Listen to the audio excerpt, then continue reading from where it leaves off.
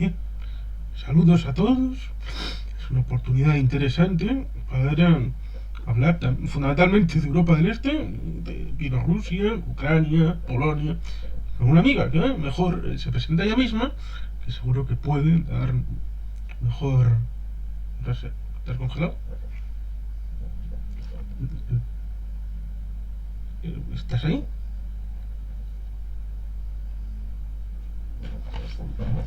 Mm, ¿Hola? Me he quedado sin internet un momento, Oh, no sé si ha pero sido bueno. culpa de Putin o de Gorbachev. Pero bueno, ya hemos empezado. Ya hemos empezado. El deshielo, también simbólicamente, respecto a Europa Oriental. Puedes presentarte. Ilústranos sobre quién es. ¿Cómo? Sobre quién eres. Preséntate. Bueno, pues yo me llamo Ángela Espinosa y soy profesora principalmente de literatura bielorrusa en la Universidad de Varsovia. Vivo en Polonia y este es mi segundo año trabajando aquí, pero bueno, llevo bastante tiempo dedicado al estudio no solo, ¿no?, de la literatura, de la cultura, sino distintos idiomas y distintas facetas de, bueno, de lo que conocemos en España como Europa del Este, Europa Oriental. Y aquí estamos, ¿no? En eso estamos, más o menos. Sí, es un asunto interesante porque a veces la concepción que tenemos, los apriorismos, juegan a veces buenas y otras muy malas pasadas a la hora de pensar el marco europeo. A veces todavía tenemos algunos, yo nací en 1982, el marco heredado de la Guerra Fría, en donde estaba la Europa Oriental, luego la Europa Occidental, que terminaba en el muro de Berlín, prácticamente, y en el Elba estaba la frontera entre las dos Alemanias. Con lo cual, cuando se hablaba de Europa Occidental, terminaba en el Elba y ahí se acabó todo. Pero cuando uno piensa geográficamente, Europa termina en los Urales. Con lo cual, no solamente es que Polonia sea Europa Oriental, sino es que el corazón de Europa, la propia Polonia. Con lo cual, ciertamente, el centro geográfico está más hacia el este de lo que nos creemos. ¿Qué es Polonia para ti? Bueno, Polonia para mí es un país impresionante, muy interesante, con muchos contrastes, no todos buenos, por supuesto, pero que sí ofrece muchas oportunidades, ¿no? Un país en crecimiento, que sí es verdad que el progreso no es lineal, ¿no? Y se puede sentir un paso adelante, dos atrás, tres adelante, pero bueno, sobre todo es un país que me ha acogido, que me ha dado una oportunidad, bueno, primero de estudio, ¿no? Porque yo hice mi máster en filología bielorrusa aquí, es el único que había en ese momento en toda la Unión Europea, si no tendría que haber salido para estudiar esa disciplina, y después una oportunidad laboral trabajando en mi alma mater, digamos, donde terminé este máster, que no he tenido en España o en ningún otro país más o menos occidental, ¿no? Y es verdad que sí, los polacos hablan de Europa Central y ellos consideran que son parte de Europa Central, aunque haya países, ¿no?, donde consideremos que ya Polonia es el comienzo de Europa oriental. Es cierto que depende mucho de cómo lo miremos, pero la sociedad polaca, por lo menos en las grandes ciudades, ¿no?, que es donde yo me muevo más a menudo, aquí en Varsovia, en Cracovia, en Breslau, en Białystok, ¿no?, en Białystok, en bielorruso, es donde yo puedo ir, pues es una sociedad muy europeísta, ¿no? Es una sociedad que tiene muy presente la oportunidad que le ofrece también la Unión Europea de crecer y dentro de las diferencias políticas que pueda haber dentro de, pues eso, de cualquier país, de cualquier sociedad, son personas que se consideran muy europeas, ¿no? Y así es. Sí, es cierto que el peso de cada realidad en su propia historia es importante. Evidentemente, esa desaparición durante muchos años, ese intento con Napoleón, que yo leí un libro curioso de Valéry Giscard d'Estaing acerca de la marcha de Napoleón hacia Moscú en 1812.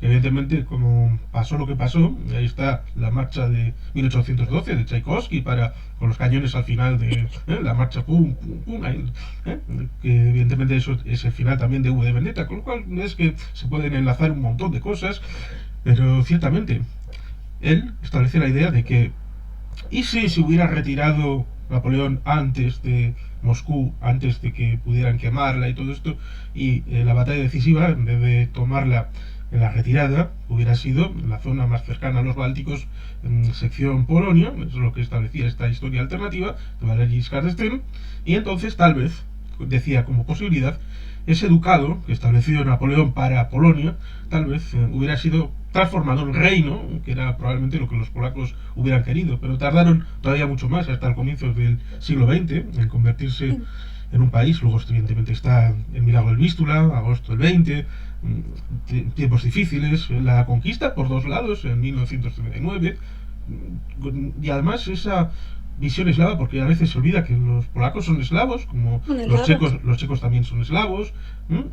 Son pueblos que evidentemente tienen una relación con Rusia, pero Rusia les ha caído un poquito mal, un poquito de esa manera distinta, y precisamente por eso son católicos.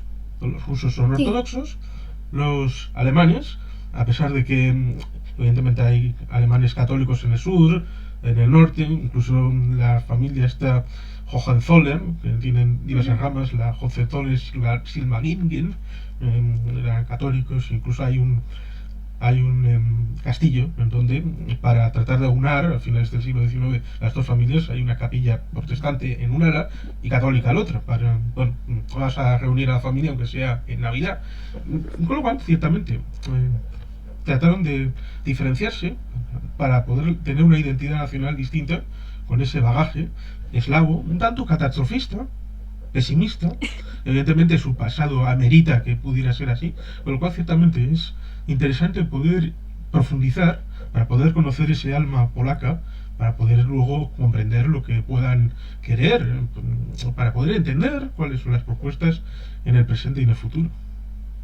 Hombre, Polonia es especialmente interesante en el sentido de que sí, como tú has dicho muy bien, sufren conquistas, ¿no?, de Oriente, de Occidente, pero a su vez Polonia, bueno, y concretamente la Confederación Polaco-Lituana fue un gran país, y casi me atrevería a decir un gran imperio. Fue el único país capaz de conquistar Moscú, que estuvo en su poder durante 2 años, ¿no?, la ciudad de Moscú. Y bueno, pues se encuentra el espíritu colonizador con el espíritu colonizado, ¿no? Y entonces tenemos un resultado muy particular. Pasan de ser el estado medieval más grande de Europa prácticamente, antes de, bueno, del gran crecimiento imperial, ¿no?, ya sea de España, de Inglaterra, y a no estar en el mapa, a ser dividido entre las tres potencias colindantes y no aparecer en el mapa de Europa durante prácticamente 2 siglos completos, ¿no? Y bueno, pues sí, tenemos por un lado estos polacos catastrofistas, víctimas de las conquistas de los distintos imperios bastante violentos, ¿no?, que se encontraron por todos lados. Y por otro lado, los polacos con un recuerdo de una grandeza, de un esplendor, ¿no?, de esta corona polaca y el ducado de Lituania, gran ducado. Y bueno, en el siglo XIX nos encontramos los poetas profetas, ¿no?, que nos devuelven a esta época dorada de Polonia, y desarrollan un romanticismo que yo llamo periférico, ¿no?, estos movimientos románticos y posrománticos que se desarrollan fuera del núcleo europeo occidental tradicional, ¿no?, que puedan ser Alemania, Inglaterra, Francia, por ejemplo. Pues muy interesante, ¿no? Muy interesante. Yo siempre tiro un poco para la literatura, pero con la historia pues es lo mismo, ¿no?, porque es la historia la que nos da el marco para que los autores escriban. Así que siempre nos vamos a encontrar una respuesta artística, ¿no?, en lo que es música.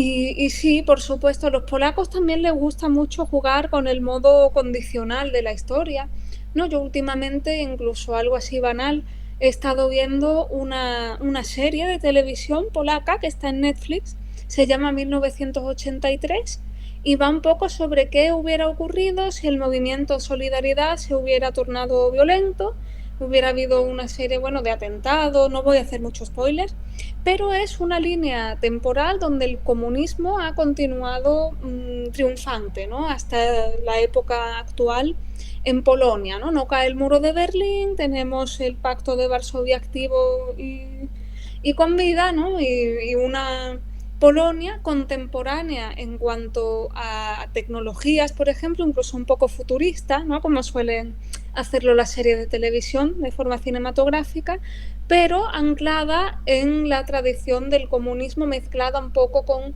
este fondo católico, que es muy importante, ¿no? Para los polacos, muy importante en su identidad históricamente. La religión, la Iglesia Católica, ahora entre los jóvenes, pues quizá un poquito menos, pero no mucho menos, ¿eh?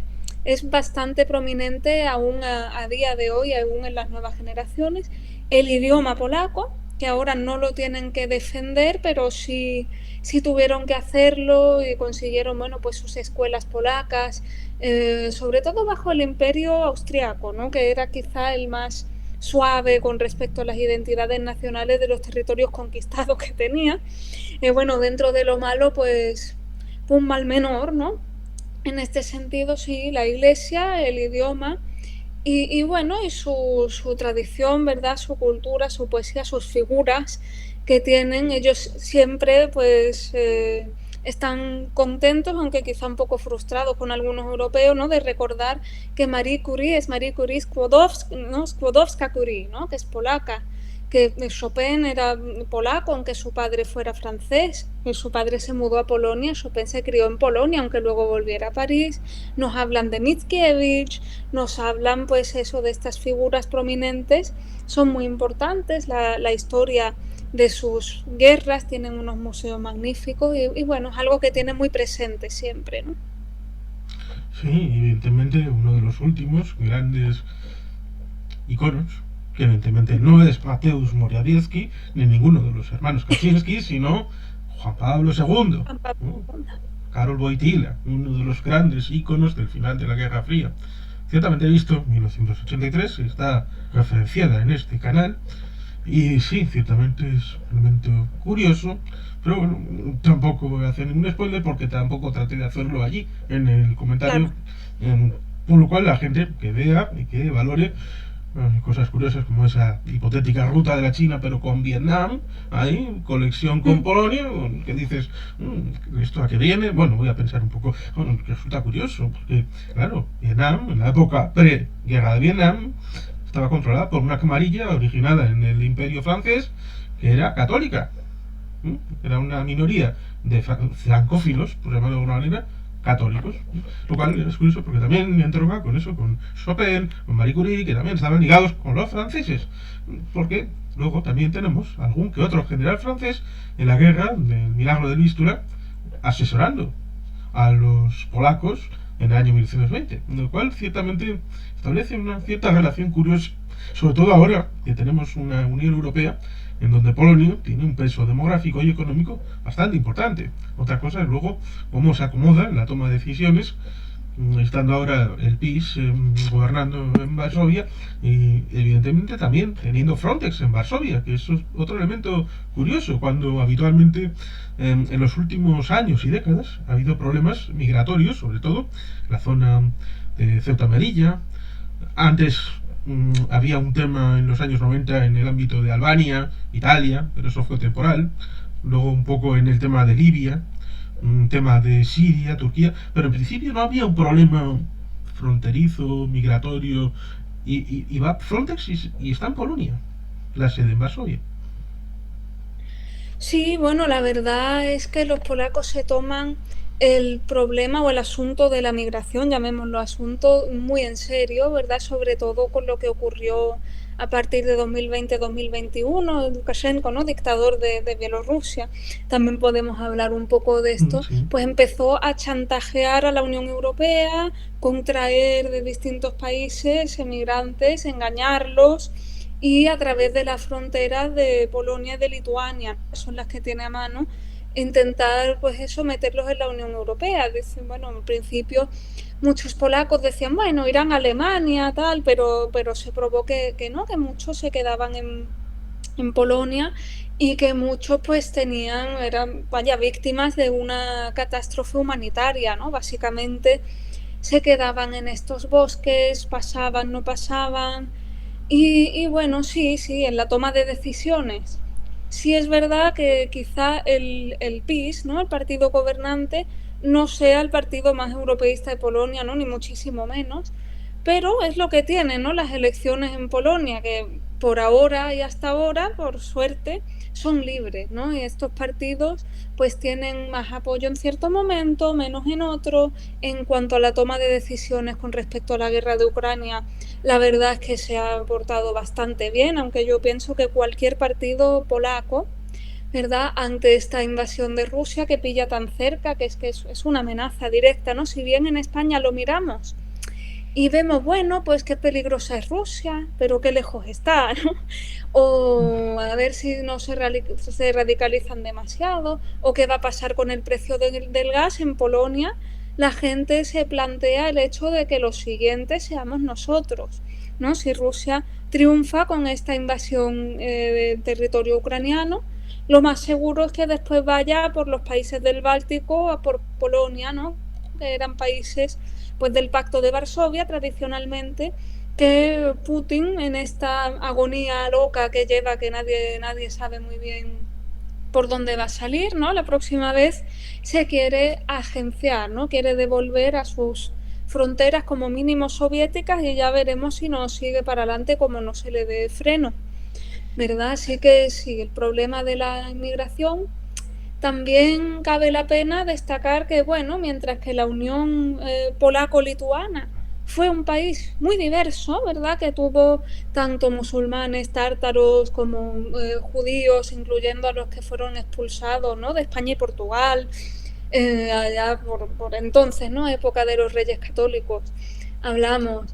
Y bueno, tanto ortodoxos como católicos, ¿no?, dentro de los cristianos, como la Iglesia Uniata, con mucha presencia en Bielorrusia, pero también en Polonia, ¿no?, por otra parte, esta iglesia que une, ¿no?, las tradiciones católica y ortodoxa.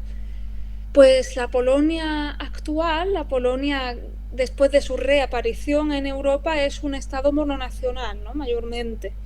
Y yo creo que es un país que está poco acostumbrado, quizás relativamente hasta ahora un poquito más con el Erasmus, con el turismo, la apertura, pero a ver extranjeros, que es, bueno, pues no tienen una tradición, ¿verdad?, de inmigrantes. Los polacos han sido emigrantes y se han ido tanto a otros países de Europa, véase Noruega, véase Alemania, Inglaterra, que ahora han tenido con el Brexit también polémica, ¿verdad?, o Estados Unidos, incluso Canadá.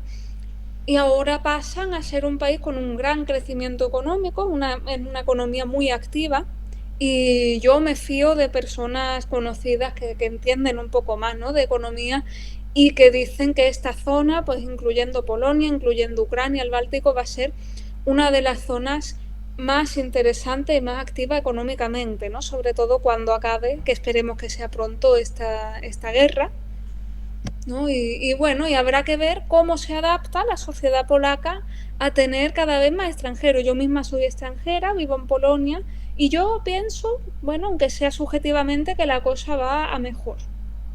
Sí, es cierto. Por ejemplo, si en Estados Unidos necesitas dos apellidos, Sikorsky y Svarskov. A un polaco también le dice algo. Y fueron importantes, por ejemplo, Sikorsky para la construcción de helicópteros y otras aeronaves en Estados Unidos, y Svarskov, la Operación Tormenta del Desierto, en el año 91, ciertamente.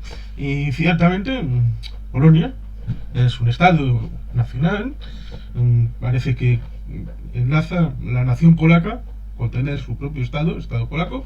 Ciertamente, Austria-Hungría, ahí tenía la Galicia, que suena un poco así como pulpa feira, a un español medio, pues digamos que era un lugar con varias realidades, con muchos pueblos, muchas religiones. Estaba el cristianismo católico, estaba el ortodoxo, estaba el islam en la zona de los Balcanes, pero chocó en la época de la construcción de los estados-nación como entidades únicas. Evidentemente iban en sentido contrario, a pesar de que había cosas curiosas, como el hecho de que los oficiales de Austria-Hungría tenían la obligación de aprender el idioma de los soldados del lugar donde servían. Con lo cual, por ejemplo, imaginemos un oficial que viviera en la zona de Galicia, pues probablemente habría tenido que aprender o ucraniano o polaco, o igual hasta los dos. Con lo cual, ciertamente era una rara avis dentro de ese mundo de finales del siglo XIX, principios del XX. Ciertamente, eso ayudó a muchos países a desmadrarse, es decir, a buscar sus propias habichuelas con su propio Estado, a pesar de que eso, Polonia atravesó un montón de dificultades y prácticamente el mejor momento de la historia reciente de Polonia pues fue ese año 2004 en el que finalmente accedió a, a la Unión Europea. Recuerdo ese momento del 2 de mayo con Romano Prodi dando la bienvenida a todos los 10 países que estaban entrando ese día. Ciertamente es difícil que los tiempos plenos de felicidad aguanten para siempre. Juan Pablo II murió el año 2005, en abril precisamente, y por lo tanto pues una cosa por la otra. Tienes el momento, Unión Europea, OTAN, estás estable, pero bueno, pues uno de tus grandes personajes se va. Pero ciertamente es un país interesante, pero vamos también al otro. ¿Por qué existe Bielorrusia? ¿Por qué existe? Bueno, Porque Bielorrusia ha su sido... nombre técnicamente en castellano sería Rusia Blanca. Bueno, Rusia blanca no. La verdad es que Rus blanca. Esto viene de la Rus, ¿no? Teníamos la Rus de Kiev, de ahí viene, ¿no?, el adjetivo ruteno, por ejemplo. Porque claro, el Estado de Rusia realmente se apropió este nombre, porque ellos eran Moscovia de toda la vida, ¿no? Por eso tenemos la ciudad de Moscú, capital, ahora mismo, en ruso Moskva, ¿verdad? Sí. Eran Moscovia. Y también la gente se olvida de que para poder tener un terrenito ahí donde hacer San Petersburgo se lo quitaron a los suecos. Uy, se ha cortado un poco y esto no lo he escuchado. ¿La gente se olvida de qué? De que para tener esos terrenitos donde poder construir, recalificar primero y luego construir la zona de San Petersburgo, digamos que se lo birlaron a los suecos, que eran los anteriores dueños de ese territorio. Sí, sí, digamos que sí. Bueno, como todos los imperios grandes, ¿verdad? Esos países de este tamaño, con tantísimo territorio, siempre se apropian terrenos que no son suyos de manera más o menos violenta, ¿no? Esto no Sí. se puede olvidar. Pues sí, yo supongo que en este canal también, ¿verdad? Tendrás gente, bueno, pues que nos vea y piense en Rusia como quizá en una especie de paraíso terrenal del comunismo y de la paz y la igualdad de los pueblos, ¿no? De todos los pueblos que formaban la Unión Soviética. Y esto pues no es así, ¿no? Nunca es así para un imperio. Un imperio es una estructura, yo creo mucho en esto, no sé quién me lo dijo ni dónde lo leí, quizá después encuentre dónde viene la cita. Es una estructura que solo se puede mantener en un estado bélico, ¿no? A través de tener guerras, guerras, guerras, expansión, expansión, expansión. Ya sean guerras literales, ¿no? Con pistolas y cañones y cohetes, ¿no? En la época actual, y armas nucleares, o sean guerras culturales, ¿no? Con un intento de mantener pues la influencia que se tiene sobre ciertos territorios a través sobre todo del idioma, de la religión, de mantener el dominio del espacio público en el sentido de los medios de comunicación, el entretenimiento, que escuchen los mismos cantantes, que lean los mismos libros.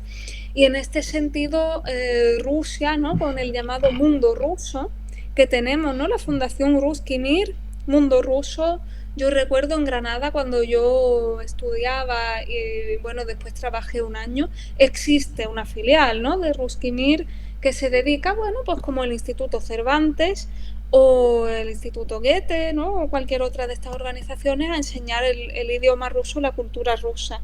Bueno, pues esta influencia casi, bueno, yo diría propagandística, ¿no?, porque yo creo que ya nadie duda de que el sistema en el que se mantiene Putin no es democrático, ¿verdad? Y no se basa en la transparencia y claridad de los medios, ¿no?, que quizá intentó Gorbachev traer, ¿no?, con la glasnost y la perestroika. Esto ya no...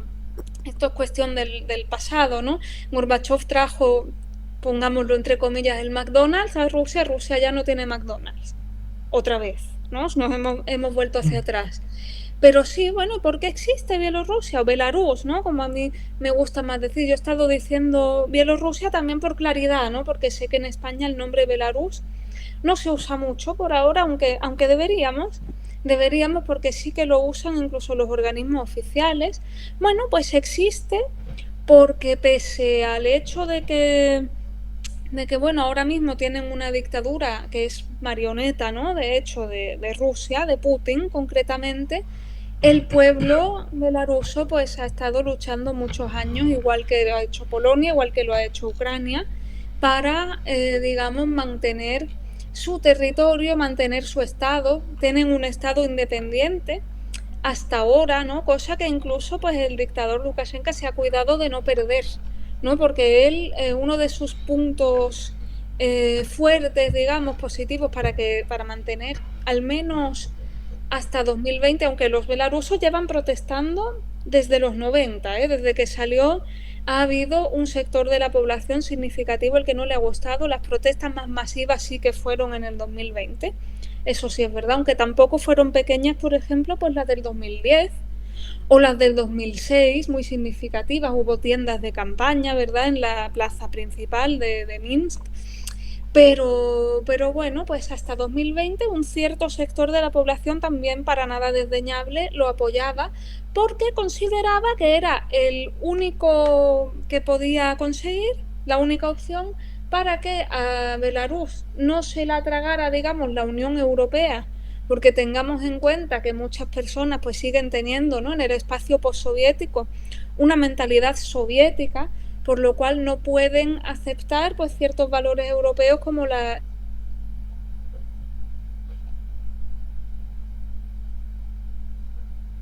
como la... ¿No? Esperaremos un poquito. ¿Qué se va a hacer?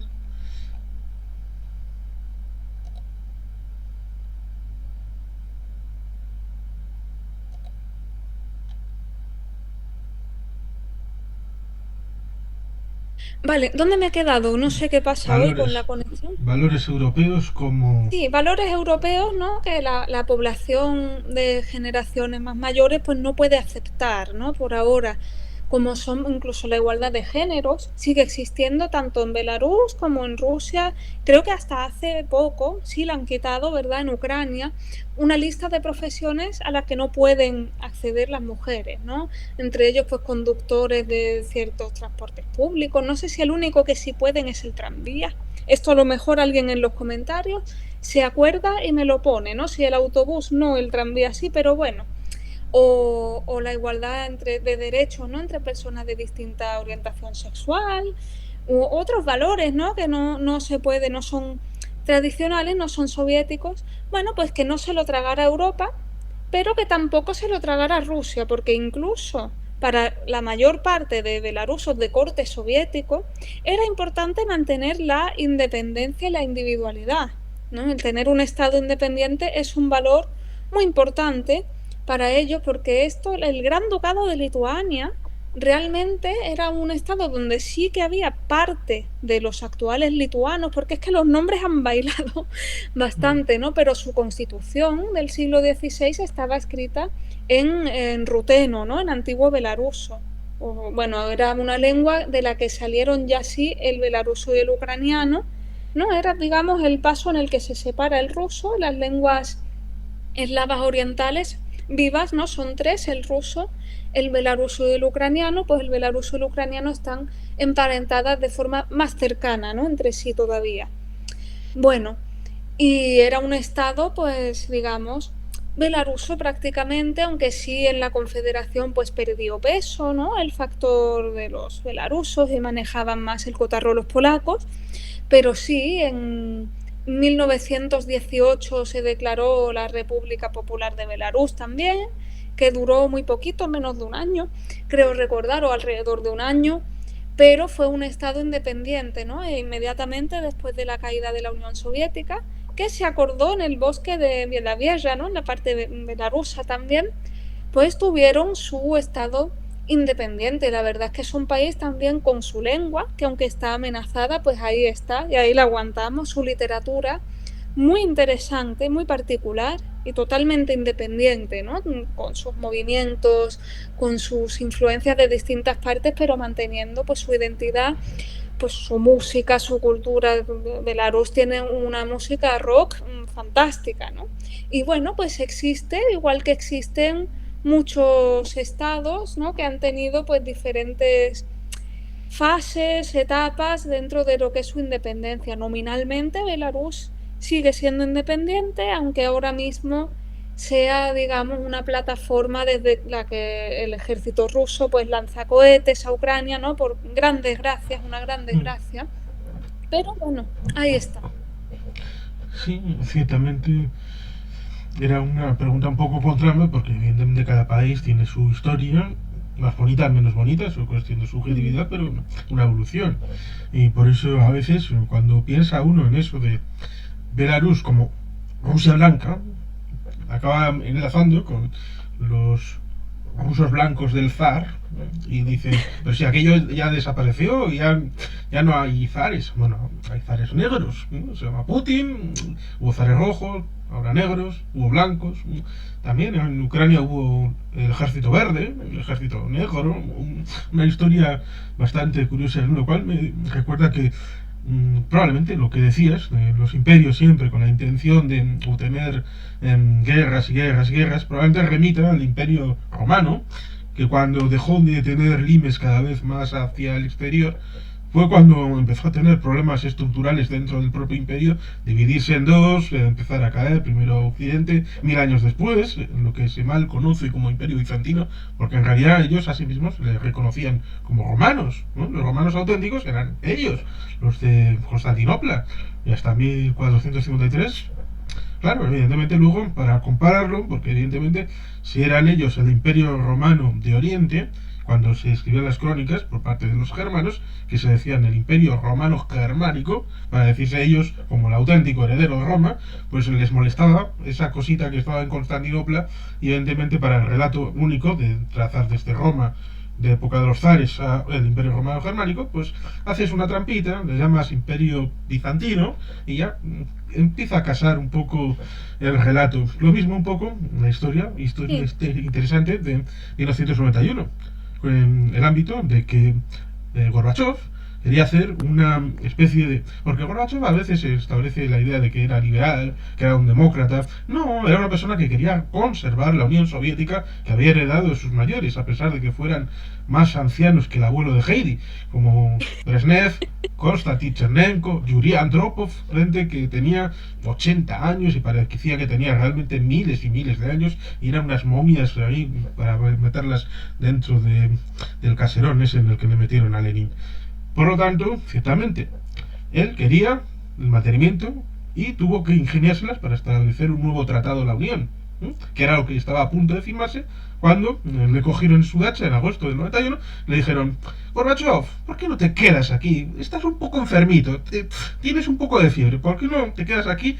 Y de mientras, pues te sucedemos, organizamos un nuevo gobierno, hacemos revisión de todo y cuenta nueva.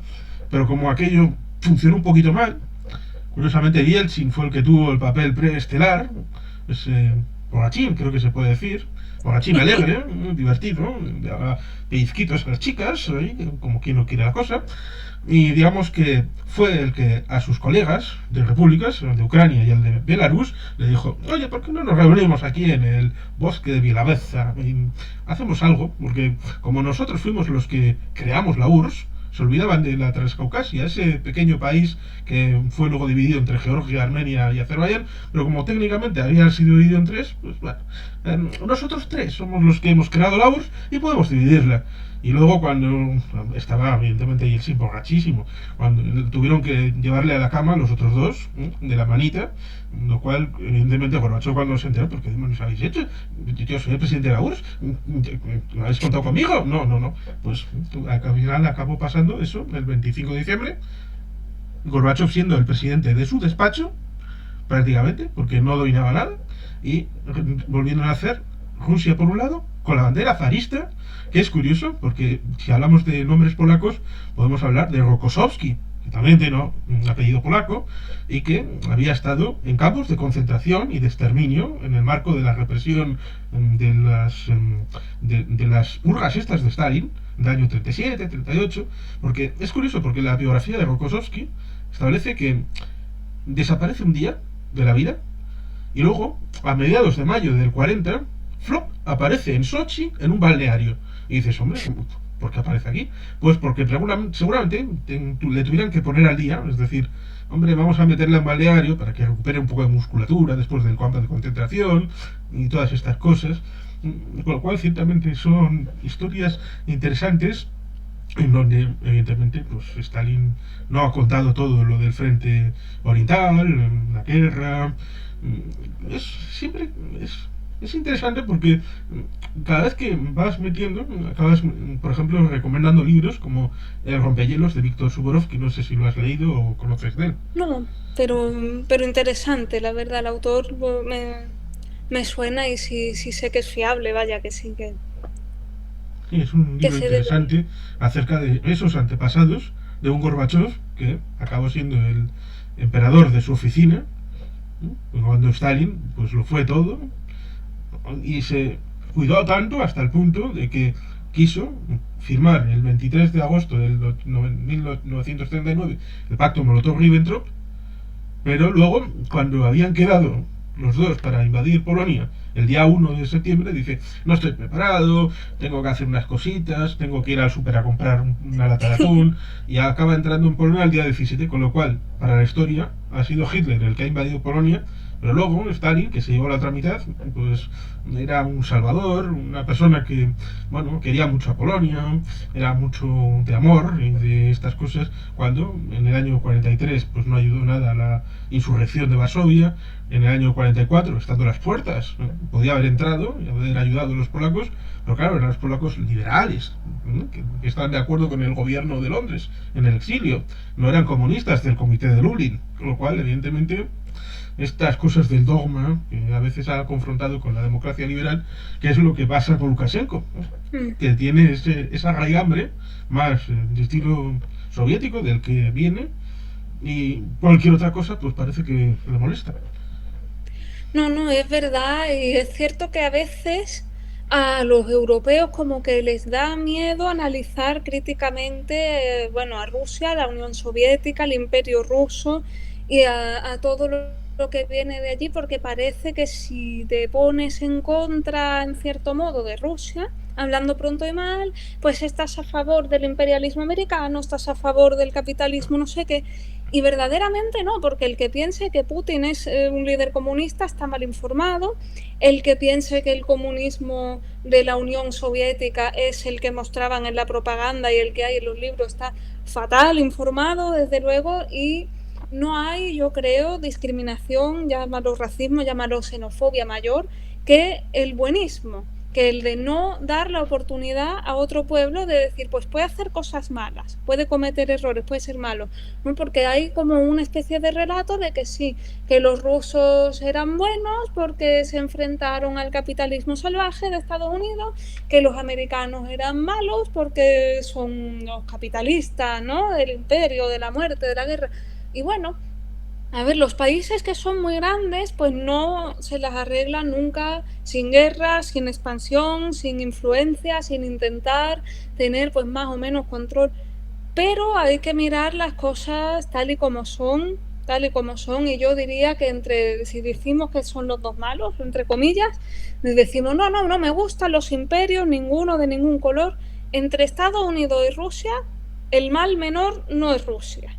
Ahora mismo, como están las cosas, si queremos ser críticos con ambas partes, hay que ser justo, y siendo justo sale mucho peor parado el gobierno actual de Putin que el gobierno actual de Biden. Esto es de perogrullo, pero yo lo digo y lo repito porque hay mucha gente para la que no es evidente, ¿no? Y bueno, Gorbachev se dice que era liberal, que era democrático, hombre, comparado con Putin, pues era un santo prácticamente, ¿no? Pero claro, comparar con Putin no se puede, porque entonces la escala nos sale fatal. Hombre, salió la circunstancia, hizo que Gorbachev pues no tuviera, pues no sé si tiempo, si posibilidad, si algo de armarla mucho, ¿no? Digamos, a lo mejor. Si tuvo que adaptarse, a lo mejor si hubiera conservado la Unión Soviética como él quería, hubiese resultado una estructura como la de China, ¿no? Aceptando la economía capitalista, pero conservando un corte de pensamiento comunista, pues no sé, ¿no? porque no podemos acertarlo, no podemos decir qué hubiera pasado si había millones de variables. En la Unión Soviética nadie, absolutamente nadie, pensaba que fuera a caer la Unión Soviética hasta que pusieron el Lago de los Cisnes en la tele y no salía nada. Y de repente, pues la gente que tenía dinero ahorrado se devaluó, no valía nada, de repente se encontraron con pasaporte de otro país, fue repentino, ¿no? Y esto es una particularidad de esta zona, ¿no? De Europa o Eurasia, incluso diría yo, que es eso, que se dan cambios lentos, pero también se dan cisnes negros y revoluciones de la noche a la mañana, ¿verdad? Sí. Entonces nunca podemos saber qué va a pasar con Putin, cuánto va a estar, si va a estar 5 años con la guerra, mañana lo va a asesinar uno de sus oficiales, cuánto tiempo va a estar Lukashenko, si va a haber un impulso, ¿no? Que la sociedad, porque ayer, ¿no? Hoy es 2, ayer día 1 de septiembre, efectivamente, como Lukashenko se supone que es historiador, que es lo que él dice, ¿no? Que Mm. estudió en la universidad. Yo le doy poca creera, yo no me fío de esta información, pero él dice que tiene eso, el título de historia, ¿no? De la Facultad de Historia. Dio una clase maravillosa, estupenda, de 4 horas a una serie, bueno, pues de estudiantes de los últimos años de la escuela, del instituto, seleccionados previamente, y bueno, ya se veía incluso entre estos muchachos que eran jóvenes y muy elegidos para que fueran leales, ¿no? Al régimen, en teoría, preguntas incómodas, por ejemplo, si Belarus va a conservar su independencia o si se la va a tragar Rusia, o sobre, bueno, pues muchas cosas, ¿no? Que no gustaron, no quizá tan abiertamente como mucha gente hubiera querido, pero sí que se notó que estos jóvenes iban un poco. Un chico salió con un cuaderno que ponía ayuda, ¿no? Sálvenme, porque no podía aguantar la charla de 4 horas a lo Fidel Castro que estaba dando este señor del bigote. Bueno, pues eso, la gente está descontenta. El descontento de los belarusos no se ha ido a ningún sitio. Y en cuanto haya una modificación en la atmósfera, el ambiente, y se vea una posibilidad, la gente va a ir a por él otra vez. Que sea dentro de 5 años, ¿no? O incluso un poquito menos, en 2025, cuando se den las próximas elecciones oficiales. O sea, el mes que viene, pues no lo podemos saber, porque es toda esa zona geopolítica es una bomba de relojería. No sabemos para cuándo está programada. Sí. El elemento Unión Soviética y la cita esa del lago de los cisnes, estaba todo muy pautado. Había muchos elementos que eran conocidos, signos externos, que todo el mundo conocía, que significaba cuando pasaba esto era esto, cuando el otro, porque ya llevaba mucho tiempo de práctica. Y precisamente, por ejemplo, los fallecimientos que se sucedieron en Troma. Murió Brezhnev, luego murió Andropov, luego murió Chernenko y entre funciones Gorbachev, que ciertamente es curioso porque cuando le dan el mando para organizar los funerales a alguien, ese alguien técnicamente es como si lo hubieran designado Impectore, el nuevo sucesor, y todo el mundo se pegaba a la hora de establecer que, no, lo organizo yo organizo el funeral, no, el otro. Con lo cual, ahí te daba la vara a medir, y precisamente cuando moría, pues había una parfernalia en radio y televisión, de que sonaba tal música, se veía tal imagen, estática o no estática, con lo cual, ciertamente, estas cosas ya tenían su idiosincrasia y era un lugar común. Paradójicamente era un lugar de seguridad, porque todo el mundo sabía a qué atenerse. Pero evidentemente eso tampoco funciona en el imperio de Lukashenko, que formalmente en el año 94 dice que va a ir contra la corrupción, pero ahí se ha quedado para el resto de su vida. En un país en el que técnicamente, después de lo del borrachín en Rusia, el Yeltsin, que bueno, fue sacado del poder o fue sustituido por la gente que tenía la misma idea, pero no querían el mismo cartel para aquel conglomerado de intereses, y bueno, les parecía que la imagen de Putin era un poco más joven, más moderna, más atractiva, pero digamos que siendo en el corazón un Yeltsin 2.0, como dice el, el libro La Rusia de Putin, de Ruslan Hasulatov, que fue el último presidente del Soviet Supremo, bombardeado precisamente por Yeltsin en el final del año 93, a la Casa Blanca, aquella de Moscú. cuando quitaron el Soviet Supremo de Rusia y volvieron a instaurar la Duma, que evidentemente no es un parlamento democrático en Rusia. Todo el mundo sabe que tienes una mayoría cuando tienes un 49,8%, pero una supermayoría de 300 diputados de 450, pues bueno, pues eso ninguno se lo cree. Lo mismo que tampoco se cree en las últimas elecciones, en la que Svetlana Tijanovskaya, si no recuerdo mal, pues fue realmente asombroso que obtuviera Lukashenko el 80%. Dice él. Eso es lo que dice él. Y ciertamente, Hombre, claro. que sea un historiador, pues historiador podría ser historiador por la Universidad de Juan Carlos. Seguro que le dan un bonito diploma, igualmente acreditativo, de un doctorado, lo que quiera, un catedrático. Sí, lo que él se ponga, ya ves. Lo cual es eso, es interesante porque podía haber unificado el país pensando, bueno, este Yeltsin es un borrachín, con lo cual unificamos Bielorrusia con Rusia y el líder soy yo, el carismático aquí, Lukashenko. Pero luego llega el Putin y la cosa ya es distinta. El carismático es el otro, el joven es el otro, y la cosa se fue así tranquilizando, como que, bueno, sí, tengo el dentista, no, mañana me viene mal, la abuela me tiene que contar un cuento, y la cosa se fue ahí hasta que parece que en 2020, no sé aprovechando el qué, a Putin se le acordó, ahí va, los donuts, y se acordó del acuerdo este entre Rusia y Bielorrusia para integrarse en un nuevo país. Seguro que a Lukashenko, que está en horas bajas y que pidió ayuda a Rusia, pues seguro que ahora no tiene tanta mano para establecer esa idea de paridad que se establecía en el tratado, respeto de las partes a la una a la otra. Seguro que la cosa la tiene difícil, por muchas, muchas razones. Sí, Lukashenko la tiene difícil, pero la verdad, bueno, es que hay que conocerlo también. Que yo llevo muchos años viéndolo y bueno, y he tratado con algunos de sus funcionarios. Yo conozco en persona, creo que al que más alto está, que es bastante, que es el Vladimir Mackey, que es el ministro de Exteriores. Yo este sí lo he visto en persona y yo diría con un 80% de probabilidad que el cerebro ahora mismo de ahí es él. Aunque sí es verdad que muchas veces le atribuimos, ¿no?, a estos líderes postsoviéticos una gran inteligencia y una estrategia, ¿no?, de que Putin juega 5 pasos por delante de Europa y Estados Unidos y engaña a todos. No, la verdad es que no, que ahora mismo si analizamos lo que ha ocurrido con Ucrania, no podemos decir objetivamente que sí, Putin tenía un plan infalible con una estrategia militar, no, porque estamos viendo fracaso tras fracaso, ya veremos por dónde le sale el contraataque del sur, que bueno, que va mejor de lo que dicen tanto Ucrania oficialmente, ¿verdad?, como Rusia, por supuesto, eso que se ponen a fumar y explotan las cosas solas, ¿no?, y estas cosas.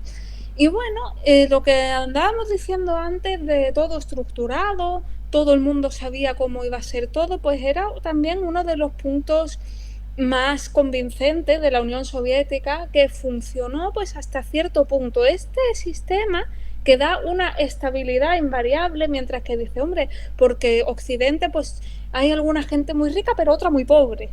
Y tiene crisis y la economía va arriba y abajo y hay pues eso, conflictos y no sé qué, y linchan a los negros, ¿no? Esto le encanta, ¿no?, a la Unión Soviética, que era cierto, y ellos pues a cualquier argumento pues se agarraban el triple. Esto es cierto, merece crítica por supuesto, pero no quita de los problemas del otro sitio. Y esto funciona siempre y cuando la información a la que tengan acceso los ciudadanos que viven en un sistema como este sea muy limitada.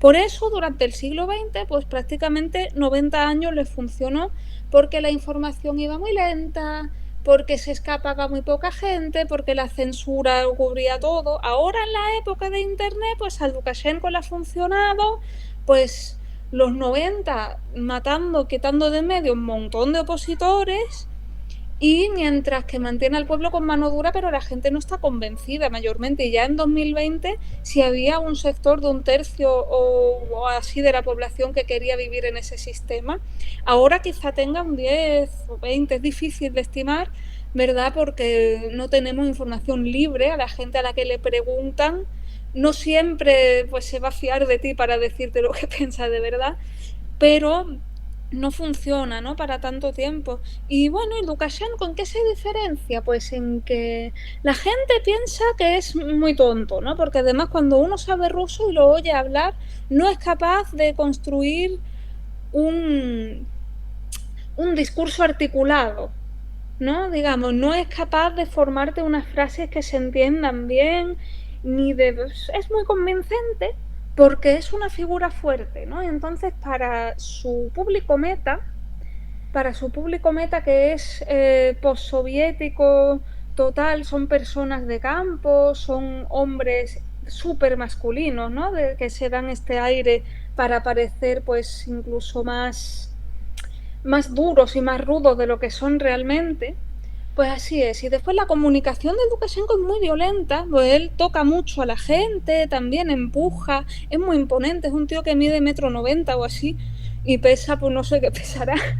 Y verdaderamente yo pues he leído últimamente un libro, la autora es Suzette Heiden-Elgin y se llama sobre el arte, el suave arte, ¿no? de la autodefensa verbal, ¿no? Y ella tiene una teoría de que las personas pues utilizan verbos sensoriales para la comunicación. Entonces la mayoría de la gente es visual y te dice cosas así como mira, se ve o no lo veo claro, me parece, ¿no? Hay personas que, bueno, es una minoría pero considerable que es auditiva y te dice oye, ¿no? O escucha, ¿has oído? ¿Has escuchado? Y bueno, para los otros sentidos pues hay muy poquitos verbos, hay muy pocos ejemplos y sobre todo están desfavorecidos las personas que tienen una comunicación de tacto, ¿no? Que se relaciona con el tacto. Y entonces estas son personas que dicen me da la sensación de que me quedé frío, ¿no? Como un jarro de agua fría, son cosas de tacto siempre. Y están frustradas y parecen más tontas de lo que son intelectualmente, ¿no? Directamente porque no son capaces de expresarse con claridad. Y yo al principio pues era un poco escéptica a esa teoría, digo, ¿cómo va a parecer tonta una persona por utilizar o preferir para la comunicación verbos relacionados con el tacto? Y luego me di cuenta de que Lukashenko es así como habla, y es un ejemplo tal y como se describe en el libro. Pero mientras que es verdad que quizá intelectualmente no brille, sí que tiene una intuición animal casi privilegiada. Y entonces él huele el miedo y sabe cómo salir, tiene muchos recursos para escaparse de situaciones que casi no tienen salida, ¿no? Entonces no estamos tratando con un general griego, ¿verdad? De estos genios que te construían la guerra, no. No es eso, pero tampoco podemos menospreciar al enemigo, digamos, que tenemos delante, ¿no? Pero hay que comprenderlo tal y como es. Por eso yo creo que es algo que falta en Europa. En Europa no sabemos quién es Putin, no sabemos quién es Lukashenko. Yo creo que hasta ahora, que han puesto un par de veces en la televisión a Putin hablando con subtítulos, había muchas personas en España que nunca habían oído la voz de Putin. Y esto parece una tontería, pero no lo es, ¿eh? Pues no lo conocíamos. Sí, es interesante y curioso, porque ciertamente en otros países, ya sea Países Bajos, en el que tuve la suerte de estar y ver precisamente televisión desde allí, las películas, por ejemplo, tienen los subtítulos y no hacen el doblaje. Lo cual es curioso de decir, porque el doblaje fue una arma que utilizó Benito Mussolini para controlar cuál era el mensaje, trasladando del original de la película, que probablemente fuera de Hollywood. La mayor parte de las películas que no eran italianas en la Italia de los años 20 eran estadounidenses, evidentemente, para controlar la traducción y que él, digamos, que controlara cuál era el mensaje de cada película y qué era lo que se decía. Con lo cual no era solamente inocente de que el público italiano no tuviera la dificultad de poder tener que leer los subtítulos por aquí y por allá, pero en otros países sí sucede y están acostumbrados, y ese elemento ha trascendido a otras realidades como las propias noticias, con lo cual escuchar a un líder extranjero hablar en su propio idioma y ver los subtítulos, pues parece que es un asunto normal. Y ciertamente los giros, las inferencias, las pronunciaciones, es un elemento que influye en el mensaje, en la forma y en el fondo de cómo se comunica un líder o una persona. Lo mismo que ciertamente el propio Unión Soviética era un territorio de cartón piedra, porque esa falsa estabilidad ocultaba pues el Holodomor, ocultaba los gulags, ocultaba las purgas, ocultaba el hambre, ocultaba las colas, ocultaba la destrucción de la naturaleza, en el ámbito de la destrucción del Mar de Aral, la construcción con esclavos de un montón de infraestructuras, ya sean canales, puertos, edificios, con lo cual evidentemente era un elemento de trampantojo en la Unión Soviética. Al final, pues era inevitable que cayera, ciertamente. Lo mismo que ese hecho de que Lukashenko pues bebió de todo ese universo. Ciertamente, yo se lo decía hace un momento a una persona, la idea de que ciertamente Ucrania se puede sentir mal por lo que pasó con Chernóbil, sobre todo teniendo en cuenta que Chernóbil no era Chernóbil, sino era Pripyat, y la central realmente se llamaba Vladimir Ilich Ulyanov Lenin, con lo cual es como un poco el Madrid Arena. ¿Te acuerdas de aquella catástrofe en los vomitorios que hubo? Y en realidad era la Telefónica Madrid Arena. Y evidentemente en el primer segundo se movilizaron para que en ningún momento colisionaran esa idea, para no manchar la idea de la empresa. Y evidentemente, en el mismo sentido, en la central Vladimir Ilich Ulyanov Lenin, pues empezaron a hablar, ¿no?, la central de Chernóbil, por dos motivos. Primero, para no manchar a Lenin, y segundo, para obviar que era Pripyat, una central de una ciudad secreta, privada, en términos de la Unión Soviética, pero privada, para unos privilegiados que habían sido llevados por ser técnicos, cobraban mucho más, tenían sus cosas que al final no pudieron utilizarlas. Pero es eso, ese trampantojo de ese conglomerado. Pues yo le decía al amigo, ¿qué hubiera pasado? En vez de visto en retrospectiva, visto desde el año 80 en adelante, ¿qué hubieras preferido del líder de la Unión Soviética que gestionara eso? ¿Brezhnev? ¿Chernienko? ¿Andropov? ¿O Gorbachev?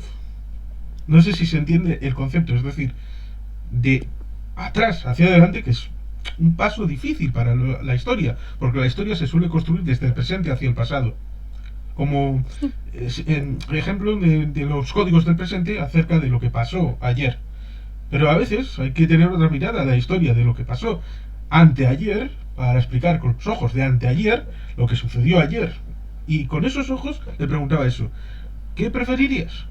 ¿A Brezhnev, Andropov, Chernenko o Gorbachev? No, mi amigo no quiso, no entendió el ejemplo. No entendió lo que quería decir. Claro, es que es muy difícil quizá intentar comprender cómo hubiera actuado cada uno de estos líderes con las mismas circunstancias, ¿no? Que claro, por suerte o por desgracia, el que se encontró la debacle ya montada para el final, voy a cambiar un poco, a ver, porque me está dando el sol de cara. Yo creo que ahora mejor, ¿no? Sí. El que se encontró con la coyuntura que desembocó en la caída de la Unión Soviética fue Gorbachev. Y claro, y esto desembocó pues unos años 90 conocidos como los 90 salvajes, ¿no? Porque empezó, bueno, en Rusia un capitalismo verdaderamente sin límite ninguno, de ahí salen estos oligarcas famosos que tienen o han tenido tanto control, de ahí salen los nuevos rusos, ¿no?, que es una clase social de gente súper rica que no sabe qué hacer con todo el dinero que tiene. En Marbella tenemos bastantes, de ahí salen diferentes mafias, porque de eso hubo una falta de control, pasó de un Estado que controlaba toda la economía a un Estado que no tocaba ni un dólar, ¿no?, de lo que entraba, ni un rublo. Y entonces ahí, pues bueno, tuvo cosas muy malas, ¿verdad? Y hay gente que recuerda pues el hambre de los 90, no solo en Rusia, sino en todos los países prácticamente del espacio postsoviético.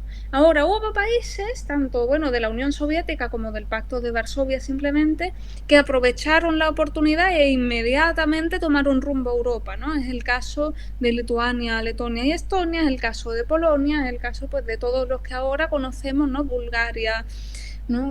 Bueno, y muchos otros países, ¿verdad?, de la zona, de los eslavos del sur, ¿verdad?, de la antigua Yugoslavia, pues muchos de ellos se dirigieron inmediatamente a Europa, miraron a Europa. Otros no tuvieron tan claro el salto, ¿verdad? Ucrania tenía un modelo intermedio que, bueno, pues Yanukovych, perdón, pues era una persona bastante, bueno, su espíritu democrático era discutible, ¿no?, digamos, una corrupción de caballo, no solo con él, sino sino con todo lo que había, lo cual dio lugar a varias revoluciones y ahora sí que está clarísimo, ¿verdad? Sobre todo desde el Euromaidán, recuerdo, de 2014, que Ucrania mira a Europa y Ucrania tiene personas que están muriendo por Europa, están precisamente esperando, ¿verdad? Zelensky en mitad de la guerra rellenando los cuestionarios para ser aceptado como candidato a la membresía de la Unión Europea. Y es algo importante para ellos. Belarus, pues tuvo un momento similar en 2010, en esa revolución pequeñita, no fue como la de 2020, desde luego, ni mucho menos, pero fue bastante numerosa, la plaza se llenó a pesar de ser invierno. Esto fue a 19 de diciembre, esto era 19 de diciembre de 2010, también con consecuencias muy violentas, también desembocó esto en arrestos por la noche masivos que iban casa por casa como con Stalin, básicamente, ¿no? Y en ese momento sí salieron muchas banderas europeas en Belarus, lo cual en 2020 no. En 2020 el objetivo era unir al pueblo belaruso contra Lukashenko. Punto. Ni Europa, ni China, ni Asia, ni África, ni izquierda, ni derecha, ni centro, ni para adentro. Solamente eso, que todo el mundo uniera fuerzas para echar al dictador y exigir la celebración de unas nuevas elecciones, ¿no? Es distinto. La gente, sí, yo creo que, bueno, menos que en Ucrania. Ucrania es hiper europeísta, ¿verdad? Pero sí tiene una tendencia, aunque están muy decepcionados, ¿no? Con la falta quizá de sanciones o que piensan que no fueron las adecuadas, aunque tampoco, claro, podemos pensar, ¿no? No ha funcionado porque la revolución fracasó o está en stand-by, ¿no? Como queramos decirle, porque no sabemos qué va a ocurrir mañana. ¿Qué sanciones hubieran funcionado o qué medidas, ¿no? De manera más amplia hubieran funcionado? No sabemos. No, el caso es que hubo países, y vuelvo, ¿no? ¿Verdad? Enlazar con lo de antes y no me voy por las ramas, que inmediatamente tomaron este rumbo poquito a poco. En 2004 pues se unió a Europa un buen puñado, ¿verdad? De países estaban esperándolo, mientras que en Belarus pues salió elegido, que yo creo que fue la única votación que ganó verdaderamente Alexander Lukashenko en 1994, y ese fue el grave error, ¿verdad? Aunque no sé tampoco pues las alternativas qué resultados hubieran dado, porque no lo podemos saber. Podría haber salido un líder de corte hipernacionalista, podría haber salido un líder de corte europeísta, había distintas facciones, ¿no? Que se presentaban. La gente eligió lo seguro. La gente vio el hambre que estaban pasando en Rusia, porque Belarus era un país con mucha más estabilidad que Rusia, incluso durante la época de la Unión Soviética, como tenían más poder, digamos, agrario y menos población también que alimentar, pues era un país donde no se había notado tanto pues los periodos de escasez que sí se habían dado en la Unión Soviética en general, ¿no? La gente, salvo Moscú y San Petersburgo, la provincia rusa nunca ha vivido espectacularmente bien, ¿eh? Y entonces dice, bueno, pues no vamos a tirar por el camino del capitalismo, que ya vemos la inestabilidad que trae, el crimen que sube y la mafia y el no sé qué. En Belarus no hay oligarcas.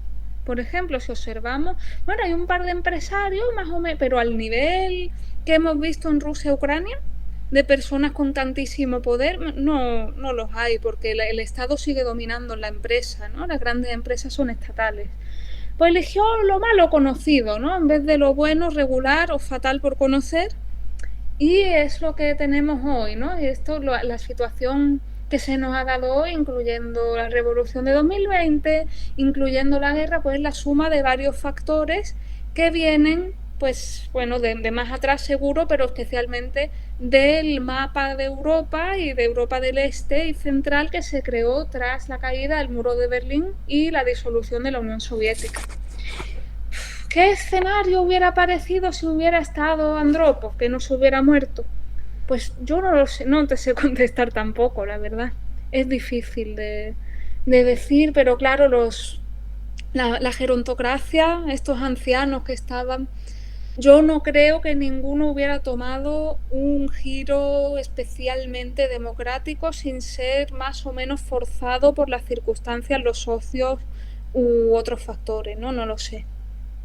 Ciertamente, a veces se condena a una persona atribuyéndole efectos externos de la propia historia, del país y de un montón de circunstancias, personificando en una sola persona a la que, curiosamente, no le van a dar el mismo trato que a Yeltsin cuando falleció, no va a haber realmente un funeral de Estado para Gorbachev, haciendo la ficción tal vez de que no era líder ruso en real, sino era líder de la Unión Soviética y eso ya no existe, con lo cual es como hacer el funeral del rey de Narnia y por lo tanto, pues eso es algo que no amerita el vaciar la agenda y que el sábado esté Putin en el funeral, sino haciendo otras cosas, puede que con un oso, con una trucha o bueno, o con una Un caballo, ¿verdad? o con una rusa a cada mano, cosa, o ruso, igual lo tienen secreto, no vamos a prejuzgar.